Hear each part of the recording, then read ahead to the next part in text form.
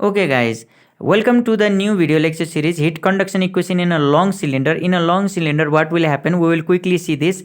Okay, variable conductivity. We have to define this and this cylinder, and we have to define many more things. But I write the direct variable conductivity. What we'll get as we had done in previous lecture. Okay guys, we'll get 1 by r del by del r r k del t by del r plus heat generation plus rho c del t by del t, rate of change of temperature with time. Okay guys, after we will consider this alpha, we will make this rho c by rho c by k, and k by rho c will become a thermal diffusivity, same as that of the previous video lecture, if you see that.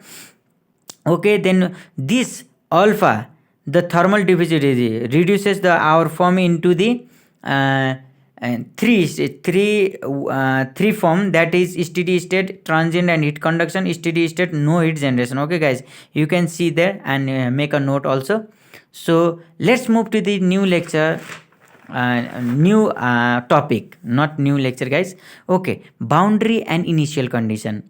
In why we need the boundary condition, I will talk about it guys.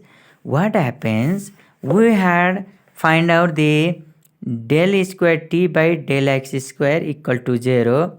If you integrate it, we will get del square t by del x square into, with respect to x, 0 del x. Then what we will get, del 1 it will go, and dx equal to c1. Okay, we will get constant.